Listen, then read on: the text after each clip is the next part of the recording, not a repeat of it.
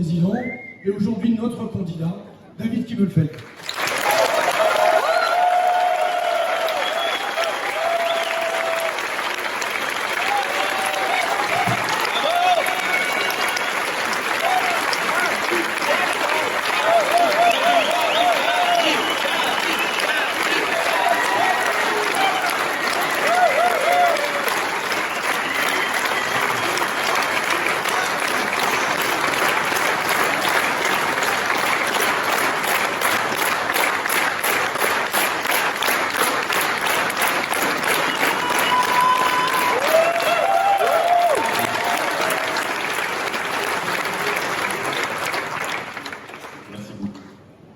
D'abord, je souhaiterais remercier Hélène Geoffroy de son accueil. Hélène Geoffroy, maire de Vanblin, qui a pu rester ici, elle l'a expliqué.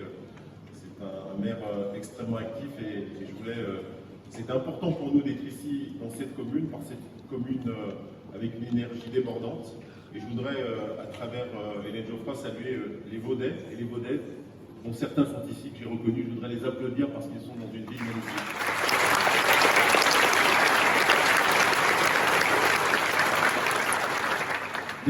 Merci à toi, chère Myriam, pour tes mots sincères, tes mots amicaux, tes mots forts, tes convictions surtout qui sont extrêmement fortes, ton soutien sans faille et la confiance que tu m'accordes et que nous nous accordons mutuellement depuis maintenant de nombreuses années à la ville de Lyon, mais aussi dans cette métropole et aujourd'hui dans l'aventure qui est devant nous.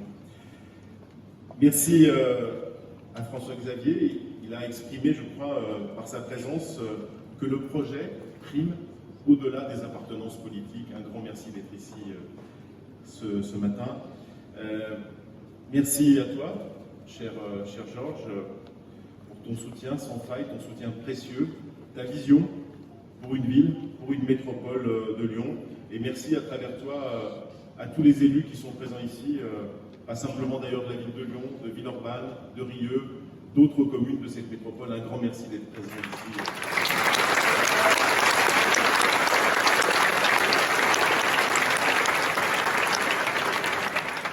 Merci à Anne Brunira. À travers Anne, je voudrais saluer de nombreux députés du Rhône, de la métropole, qui nous ont rejoints.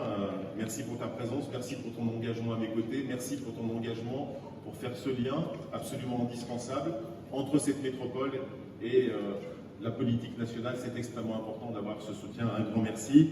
Et puis, je voudrais saluer la présence, parce que quand on évoque la métropole, on n'est jamais loin de l'Europe, et je voudrais remercier de sa présence Véronique Trier-Lenoir, toute nouvelle députée européenne.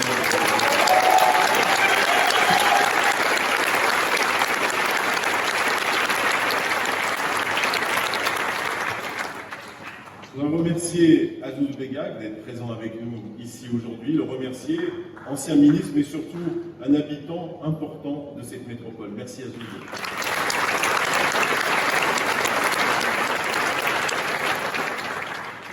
Puis bien sûr, je voudrais à travers les ambassadeurs des ateliers thématiques, celles et ceux qui sont intervenus tout à l'heure, les remercier parce que vous êtes quelque part les porte-parole de tous les participants des ateliers qui se sont réunis durant ces derniers mois. On a vu des chiffres ici extrêmement importants. Nous avons fait effectivement la joie aussi des vendeurs de bière. Merci à eux.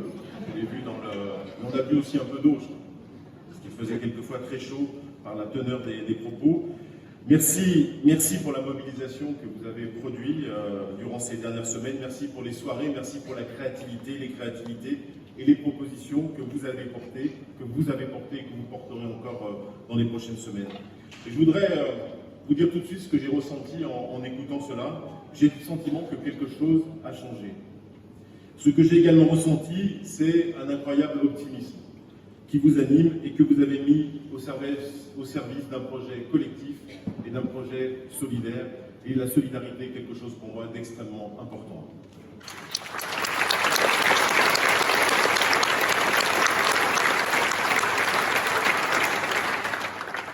Merci à vous tous. Voilà l'idée que je me fais de la politique. Car pour moi, la politique se construit, s'écrit à plusieurs. Elle est un lieu de débat, un lieu d'échange, un espace où des voix plurielles et parfois discordantes se font entendre. La politique n'est pas la voie et l'affaire d'un seul homme.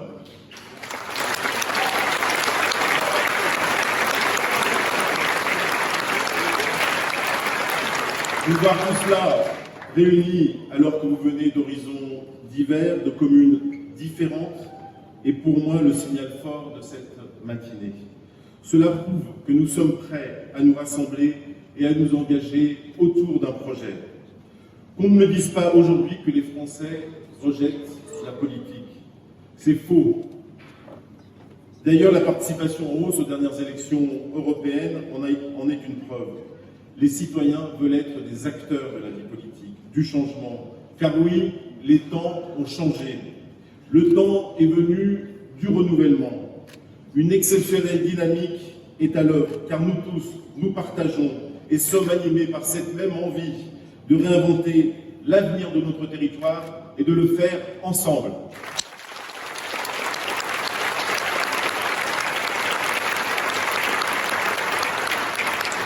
Durant plus de 2 mois maintenant, vous avez été plus de 500 à vous réunir, vous tous, des étudiants, des retraités, des salariés, des représentants d'associations, des chefs d'entreprise, des artistes, des élus, des jeunes, des plus âgés.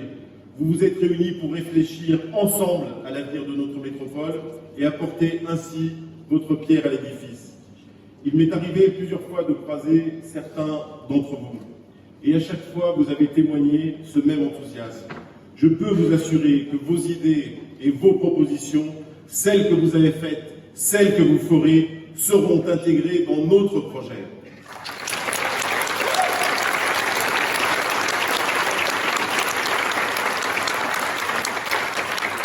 Ce changement de méthode qui repose sur la collaboration, la concertation et le dialogue, je l'ai engagé comme président de la métropole.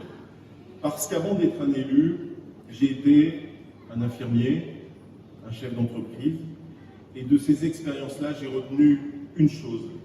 La meilleure façon de décider est de s'écouter, de se nourrir des expériences, des savoirs, des compétences de tous ceux qui nous entourent. Tous les jours, je prends des décisions qui ont un impact réel sur nos vies à tous. Et je peux vous assurer que je ne les prends pas seul derrière mon bureau, non, je les prends parce qu'en amont, j'ai parlé avec les agents de la métropole, avec les élus, avec les habitants.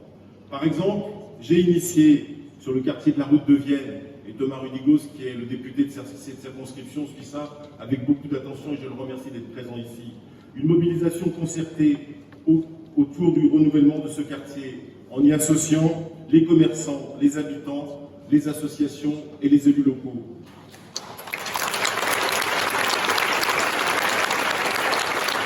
De la même manière, j'ai annoncé il y a quelques jours la piétonisation de la presqu'île de Lyon.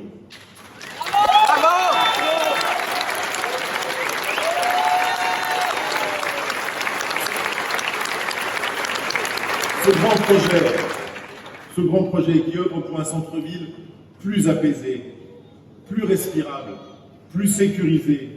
J'ai décidé de le faire en concertation avec les citoyens, les commerçants, les élus et tous les acteurs engagés sur ce sujet. Pour certains, la proximité, la concertation, le dialogue ne sont que des arguments marketing. Pour moi, c'est un impératif. C'est ma méthode en tant que président de la métropole, mais aussi en tant que candidat.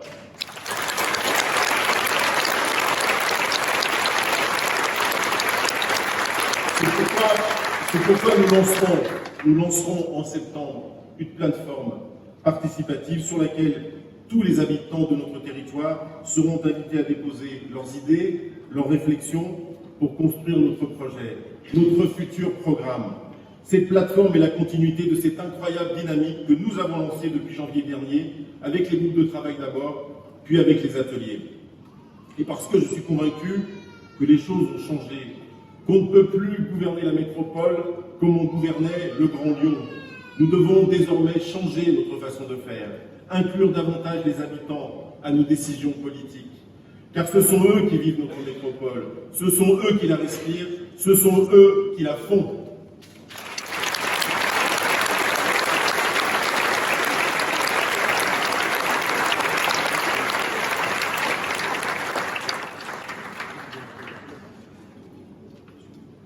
Je demandais juste un petit peu d'eau parce que sinon je vais finir Ça tout de suite.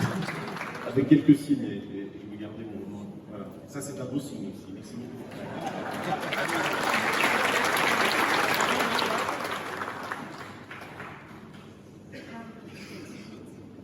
La métropole de Lyon est l'une des métropoles européennes les plus attractives, les plus compétitives et les plus dynamiques. Derrière chaque entreprise créée, ce sont des hommes et des femmes qui, à un moment de leur vie, prennent le risque de se lancer et ne comptent pas leurs heures pour réussir.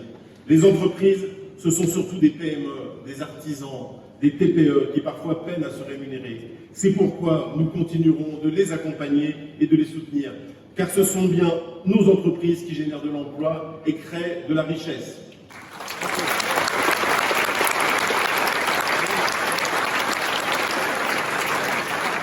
Toutefois, nous devons garder l'esprit ouvert et nous interroger sur les limites de cette attractivité, sur ce qu'elle a engendré, sur les limites de ce modèle. Parce que je suis un élu responsable, je fais le constat que cette attractivité a généré des conséquences sur l'ensemble de nos territoires. Et des conséquences qui ne sont pas dérisoires, mais qui ont une réelle incidence, un véritable impact sur notre vie quotidienne. Je pense notamment à l'air que nous respirons, au prix de nos logements, au transport en commun, aux besoins de place en crèche et à bien d'autres sujets sur notre métropole. Et je ne souhaite pas que Lyon soit déserté par ses habitants, car s'y loger ne serait plus possible.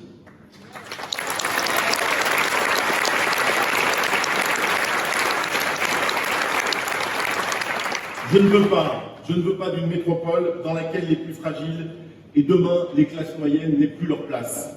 Je refuse l'idée d'un territoire à deux vitesses. Je ne veux pas que notre métropole perde de vue sa raison d'être. Ses habitants, tous ses habitants. Nous devons réagir et vite.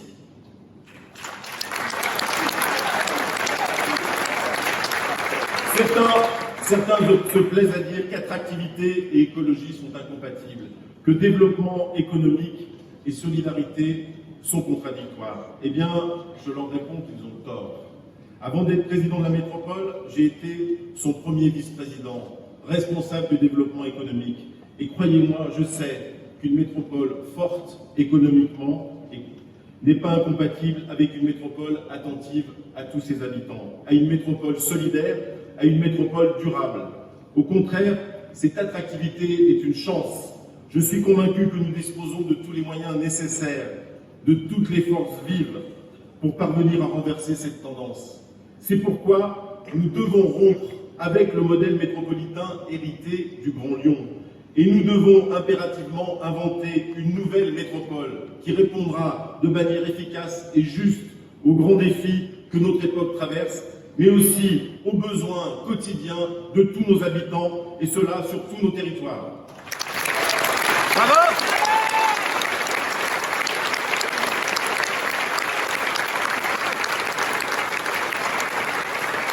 Je suis intimement persuadé que nous devons inventer la métropole du XXIe siècle. Et notre métropole est cette échelle pertinente pour lancer des initiatives innovantes et concrètes pour relever ces défis. Et le premier, que nous devons relever tous ensemble, est une urgence à laquelle nous ne pouvons nous soustraire. C'est l'urgence climatique. C'est un combat qui nous concerne tous et pour lequel nous devons, sans aucune mesure, travailler ensemble, peu importe notre couleur politique, peu importe nos croyances, car quand on parle d'écologie, il n'y a pas de monopole politique.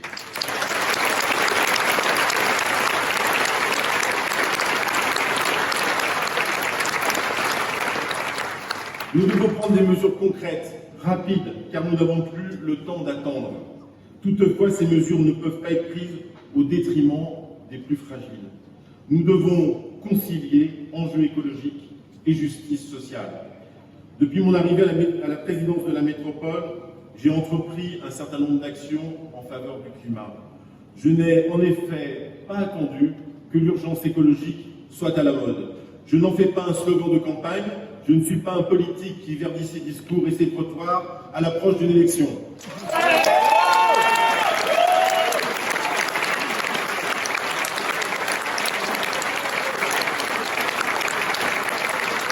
Les politiques L'écologie, il y a ceux qui en parlent et ceux qui la font. Depuis que je suis président de la métropole, j'ai fait de l'écologie l'une de mes priorités. J'ai lancé, entre autres choses, la zone à faible émission, la limitation à 70 km/h sur le périphérique ou dernièrement la piétonisation de la presqu'île.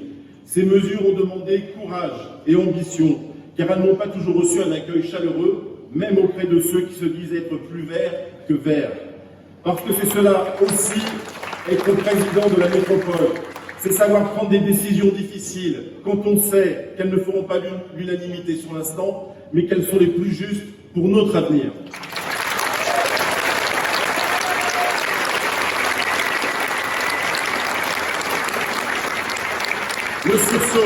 Le sursaut des listes écologistes lors des dernières élections européennes nous prouve bien que pour les citoyens, la question climatique est aujourd'hui primordiale et qu'ils veulent y prendre part. Et ils ont raison, car nous ne parviendrons à répondre aux défis écologiques que si nous nous mobilisons collectivement, citoyens, entreprises, associations, élus. L'un des leviers majeurs de notre métropole est qu'elle permet de réunir autour d'une même table des acteurs issus de mondes différents. Elle est en effet celle qui fait lien, celle qui initie des partenariats inédits, des rencontres innovantes. Elle est celle qui fédère, qui mutualise et croise les compétences des uns et des autres. En évoquant cela, et sur un autre sujet, je pense à la Maison du Répit que nous venons d'inaugurer dans cette métropole. Cette maison inédite qui vient accompagner les aidants autour de la maladie d'Alzheimer, autour des handicaps lourds, en leur offrant un moment de répit, de respiration, est une première en France. Cette Maison du Répit, elle me rend très fier, et cela pour 3 raisons. D'abord, en tant que fils d'une mère qui oublie peu à peu le monde qui l'entoure et d'un père qu'il aime et qu'il aide. Elle me rend fier également en tant qu'ancien infirmier qui gardera toujours son âme de soignant.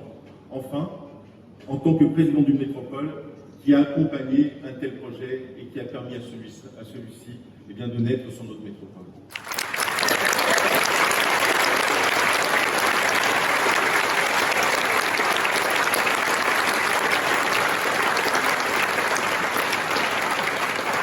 Car notre métropole est bien ce formidable laboratoire d'idées qui met en relation des forces vives afin de permettre des initiatives sociales inédites qui répondent aux besoins quotidiens, réels et immédiats de ses habitants. Je compte d'ailleurs sur toutes ces forces vives pour s'attaquer à un problème qui pour moi est aussi primordial. Je pense aux familles monoparentales et ici en particulier à Mont-Blanc, on sait de quoi on parle quand on parle des familles monoparentales. Et plus particulièrement à ces mères, car ce sont bien souvent elles qui se retrouvent seules pour élever leurs enfants, qui ont du mal à joindre les deux bouts. Ce sont des femmes courageuses qui assument tous les rôles, et elles n'ont plus, elles aussi, de moments de répit. Nous devons donc les aider, les accompagner. Nous devons être cette épaule sur laquelle elles peuvent s'appuyer. Notre métropole a été trop souvent pensée par et pour des hommes. Elle doit aujourd'hui s'écrire à l'aune de l'égalité femmes-hommes, et cela dans tous les domaines.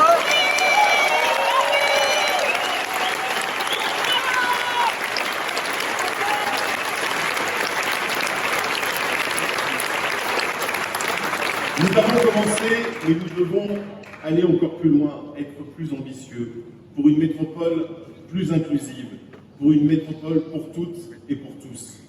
Une partie de la droite, conservatrice, et l'extrême droite se dresse systématiquement dès que l'on aborde la question de l'égalité femmes-hommes. Cette obsession n'est pourtant basée sur rien d'autre qu'une vision dépassée de notre société. Alors qu'ils prétendent vouloir la protéger, ils ne font que la fragiliser. Une société n'est forte que lorsqu'elle garantit réellement l'égalité et donc qu'elle lutte efficacement contre les discriminations, contre toutes les discriminations.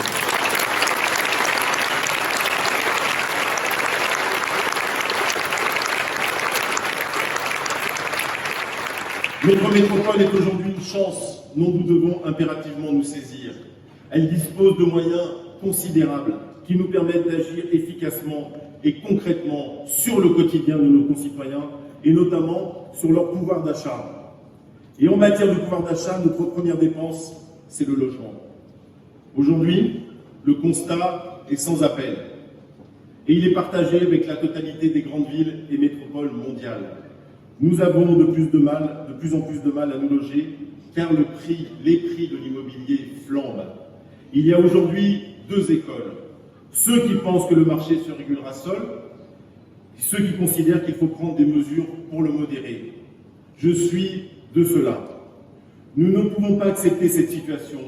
Nous ne devons pas nous y résoudre. Habiter dans le centre de Lyon ou en périphérie doit relever du choix et non de la contrainte.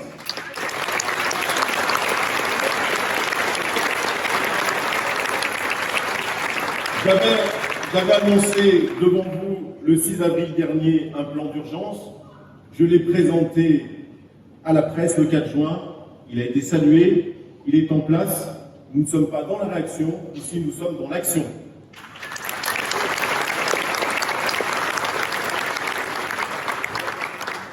L'autre grand domaine dans lequel nous devons avancer et être innovants concerne les mobilités et les transports. C'est un sujet de première importance, car améliorer nos mobilités, c'est améliorer la qualité de l'air, mais c'est surtout lutter contre l'assignation à résidence.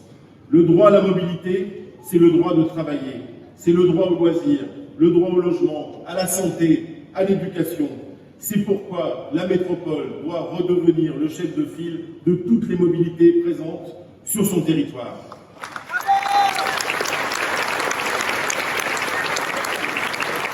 Il faut offrir aux usagers des alternatives, les inciter à se déplacer autrement. Transport en commun, vélo, marche à pied. Pour cela, nous devrons progresser sur deux champs, celui de la qualité de l'offre et celui du coût. Sur le premier point, nous disposons d'un réseau de transport en commun efficace, mais nous devons encore l'améliorer en proposant par exemple un tramway si cher au Vaudais, si cher à Donvelin, si cher à Hélène Geoffroy. Il sera cher aussi pour le Citral, mais il est absolument nécessaire. Il sera absolument nécessaire parce qu'il est absolument nécessaire de relier cette ville de Vanvelin, ces quartiers, avec l'ensemble de la métropole. Un métro jusqu'à la Part-Dieu, et pas simplement jusqu'à Bellecour, jusqu'à Saint-Paul. Il faut une desserte de la République de Chimie, il faut aller sur Saint-Paul, beaucoup de choses restent à faire.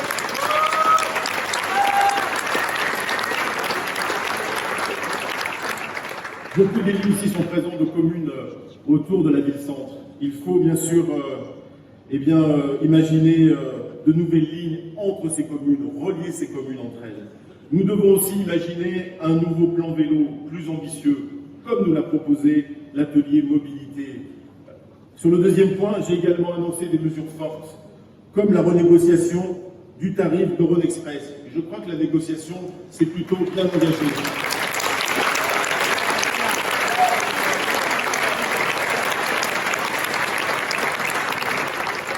La baisse du tarif sur les transports en commun ne doit pas être un tabou, elle doit être aussi abordée dans les prochaines années.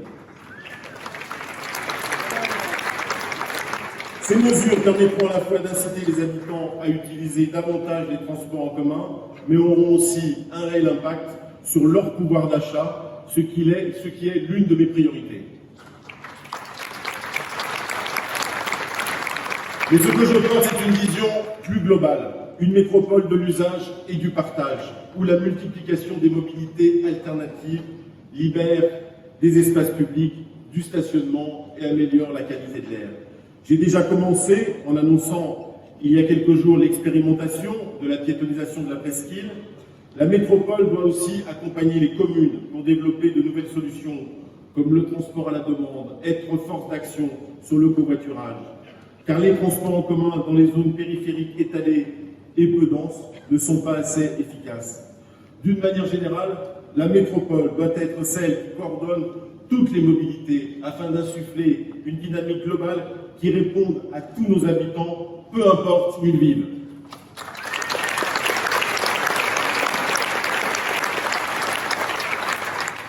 Myriam Picaud évoquait tout à l'heure le grand débat national.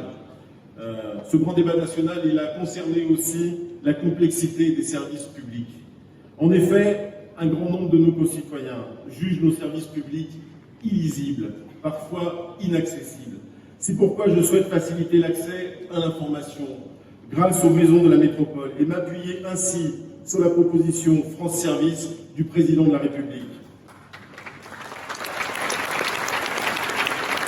Ces maisons de la métropole qui existent déjà doivent devenir dans chaque commune, ce guichet unique de proximité. Un guichet qui apporterait une réponse efficace et claire à cette demande de simplification et de lisibilité. L'un des ateliers a d'ailleurs proposé que ces maisons deviennent des maisons de la métropole pour la solidarité, l'écologie et la citoyenneté. Cette idée me plaît énormément car elle rend compte des différentes missions de la métropole. Ces nouvelles maisons de la métropole doivent être des lieux d'information sur nos actions, des lieux d'aide et de conseil pour l'emploi, la formation, l'aide sociale, mais également des lieux qui favorisent les échanges, des lieux passerelles qui permettent les mises en relation. En d'autres termes, faisons de ces maisons des lieux de vie, des lieux symboles de notre métropole où chacun trouvera la réponse dont il a besoin.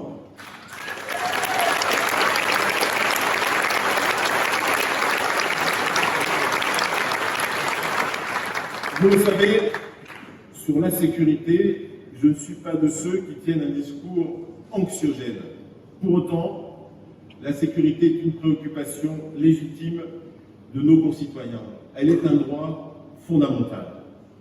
Nos compétences sont particulièrement larges dans ce domaine. Elles vont du financement des sapeurs-pompiers à la sécurisation de nos infrastructures et de nos installations, en passant par la prévention des risques naturels et technologiques, de nombreux pouvoirs de police spéciale ou encore la prévention de la délinquance.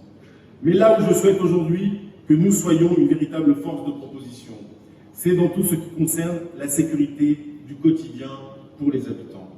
Je souhaite que la métropole se saisisse encore plus pleinement de la question de la sécurisation des espaces publics dans un contexte de menaces terroristes constantes. La métropole a également autorité en matière de mobilité. Et le président de la métropole dispose du pouvoir de police de la circulation. Je souhaite donc créer, comme la loi le permet et comme le propose l'un des ateliers, une police métropolitaine des mobilités.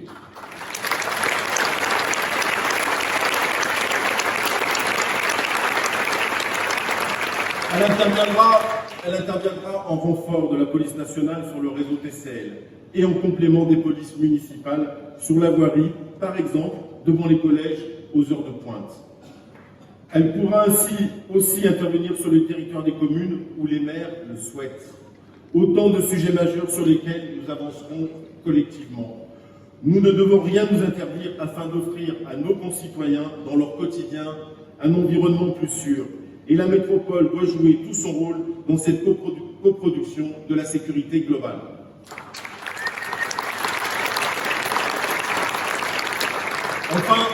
Enfin, je souhaite évoquer avec vous quelque chose qui nous rassemble tous.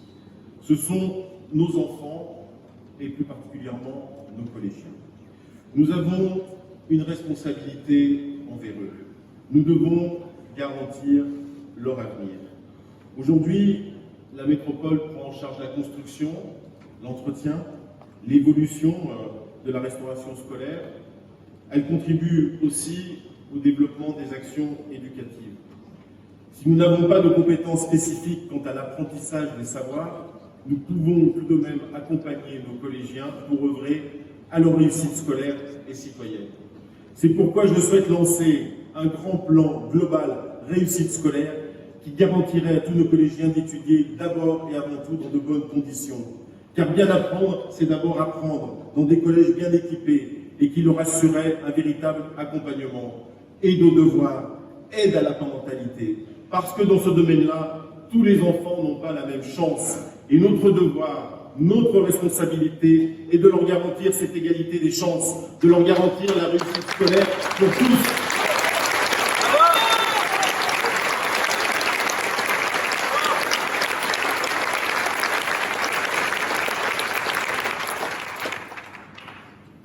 Notre métropole est une chance pour nous tous.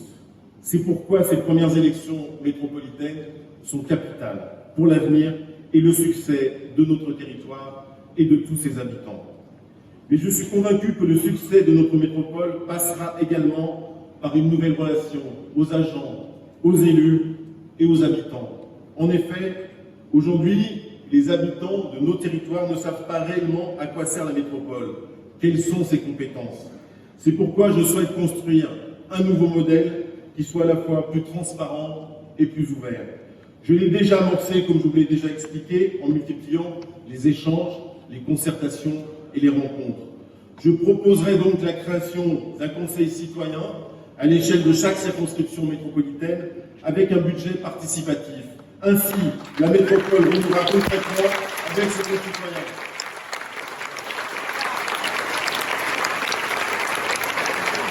De la même manière, je suis convaincu que la force de notre métropole repose sur les maires des communes qui la composent. Ils sont les élus les plus proches de nos concitoyens et je veux m'appuyer sur leur expertise et leur connaissance très fine de leur territoire. Ainsi, je proposerai un nouveau contrat liant la métropole aux communes qui sont les partenaires naturels afin que les maires puissent peser sur les choix politiques de toute notre collectivité. Ma volonté est d'associer les 59 communes dans un projet commun, notamment pour développer des services publics de proximité efficaces. Je veux donner toute leur place aux élus pour mieux répondre aux besoins et aux attentes des habitants. Si le territoire de la métropole est le cœur de réacteur de la dynamique économique, nous devons également travailler avec les territoires voisins pour faire en sorte que cette dynamique métropolitaine bénéficie à l'ensemble de l'aire urbaine. Ce que je souhaite, c'est une relation de complémentarité entre tous nos territoires. Ce que je souhaite finalement, c'est une métropole qui se construise avec et pour l'ensemble de ses acteurs et de ses habitants.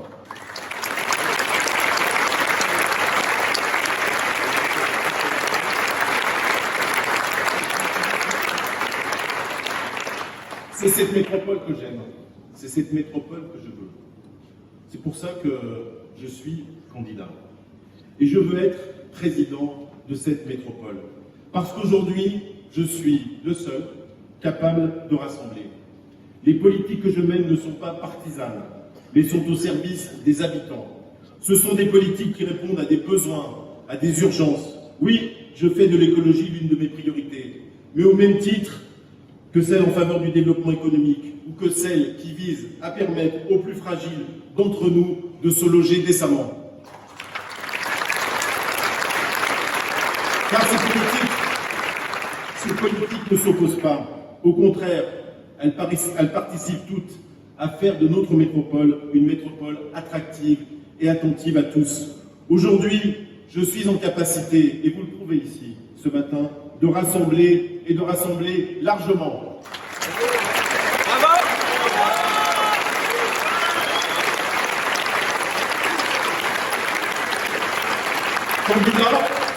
Candidat parce que je n'ai pas peur de prendre des décisions, même quand elles ne font pas l'unanimité sur l'instant, mais qu'elles sont capitales pour notre avenir. C'est mon quotidien. Parce que je suis dans l'action, jamais dans la réaction. Parce que j'ai du respect pour la fonction que j'occupe. Parce que je sais ce qu'elle implique, du courage, de l'humilité. Parce que je connais notre métropole et ses habitants. Parce que j'ai conscience de sa richesse, de tout ce qu'elle permet. Parce que je suis déterminé à relever les défis d'aujourd'hui et de demain avec vous tous. Parce qu'enfin, pour emprunter les mots de Jean Jaurès, j'ai une confiance inébranlable en l'avenir, en nous tous, car ensemble, nous sommes la métropole. Merci à chacun d'entre vous pour votre présence et votre travail.